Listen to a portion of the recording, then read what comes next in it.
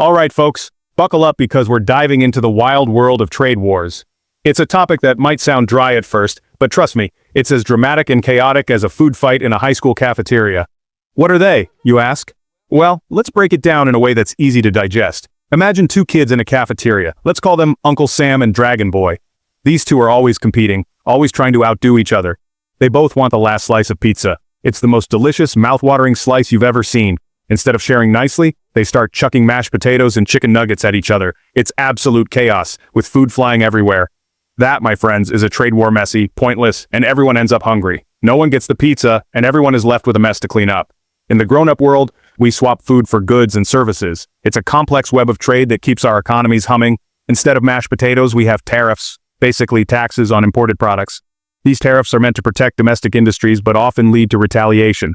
Country A slaps tariffs on Country B's exports, hoping to protect their own industries. They think, hey, this will make our products more competitive.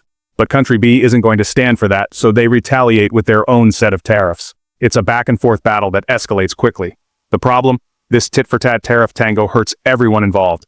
Prices go up and consumers end up paying more for everyday goods. Prices go up, consumers grumble, businesses sweat, and the global economy catches a cold.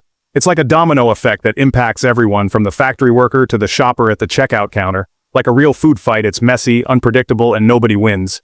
The cafeteria is left in shambles, and so is the global market. So why do countries do it? Why engage in this economic equivalent of a food fight? Well, some argue it protects domestic jobs and industries. They believe that by imposing tariffs, they can shield their workers from foreign competition. Others say it's about national security or gaining leverage. They think that by controlling trade, they can strengthen their position on the global stage. But let's be honest, sometimes it feels like world leaders just want to prove who has the biggest economy. It's a game of one-upmanship that often spirals out of control. And that, my friends, is how we end up with a trade war. It's a complex, high-stakes game that affects us all, whether we realize it or not. So next time you hear about tariffs and trade wars, just remember, it's the economic equivalent of a food fight, and nobody really wins.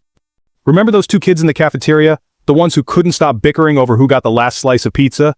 Well, imagine that on a global scale, and you've got the US and China in a nutshell. Well, in this corner we have Uncle Sam, the embodiment of American pride and economic might. He's been the reigning heavyweight champion of, well, everything for decades. With a booming economy, technological advancements, and a military presence that spans the globe, Uncle Sam has long been the dominant force in international trade and politics. And in the opposite corner, we have Dragon Boy, representing China, the up-and-coming challenger with a serious appetite for economic domination. Over the past few decades, China has transformed from a sleeping giant into a global powerhouse, with rapid industrialization, technological innovation, and a growing influence in international markets. For years now, the US and China have been locked in a trade war more dramatic than a season of The Real Housewives.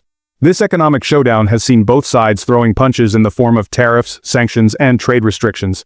It all started back in 2018 when the Trump administration decided to get tough on China, accusing them of unfair trade practices, intellectual property theft, you name it, they threw it in the complaint.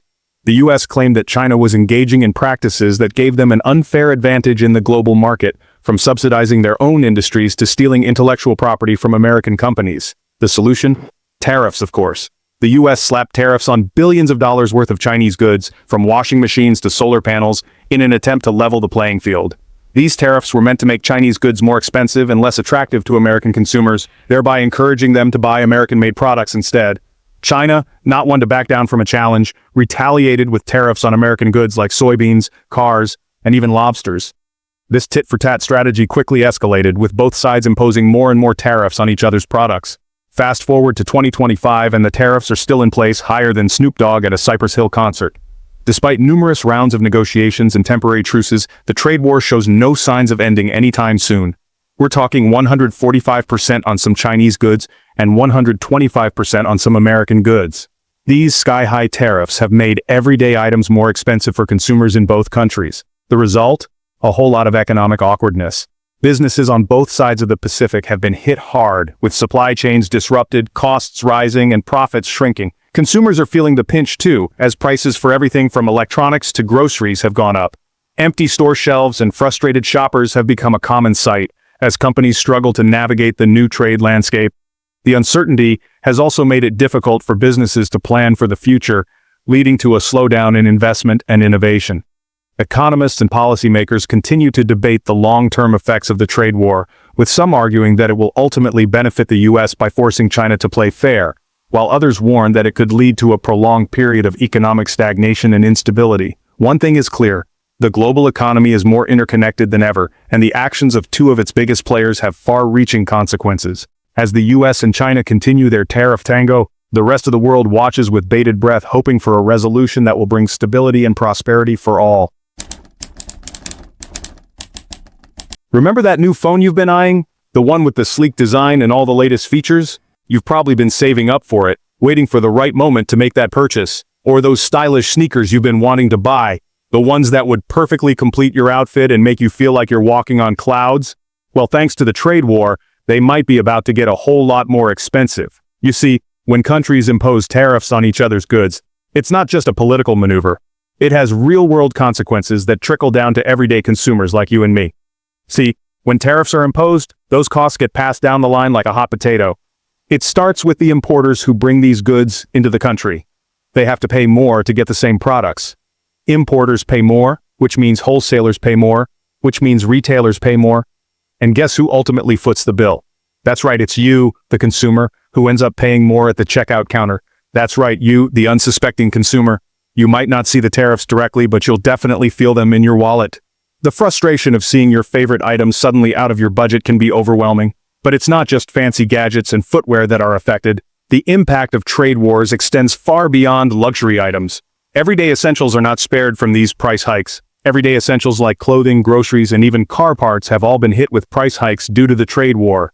Imagine going to the grocery store and finding that your weekly shopping bill has increased significantly, or needing a car repair and discovering that the parts are now more expensive. Remember that trade deficit we talked about earlier? It's a complex issue that affects the economy in multiple ways.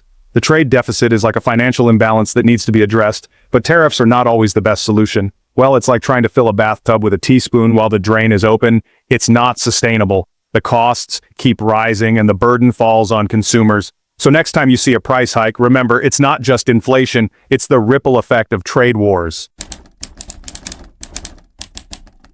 Here's the thing about trade wars: they have a nasty habit of spiraling out of control. It's like that old saying, for want of a nail, the shoe was lost. For want of a shoe, the horse was lost.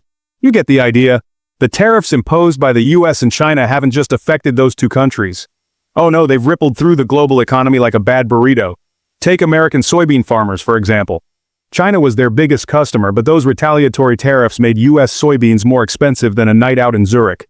Meanwhile, Chinese factories that rely on American components are facing higher production costs and supply chain disruptions. It's a lose-lose situation for everyone involved, except maybe for lawyers specializing in international trade disputes.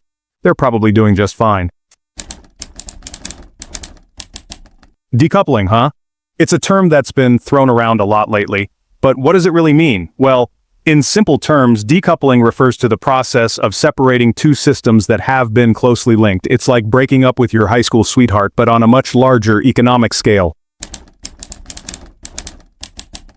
Ah, the elephant in the room. We all know it's there, but no one wants to talk about it. In the context of global trade, this elephant often refers to the massive economic powerhouses that dominate the market. It's like having a heavyweight champion in a lightweight boxing match. Everyone knows it's not a fair fight, but what can you do? So, what can you do? Besides, hoarding toilet paper. Well, for starters, stay informed. Knowledge is power after all, and maybe consider supporting local businesses. Every little bit helps. Remember, it's not just about surviving, it's about thriving. Subscribe to my channel.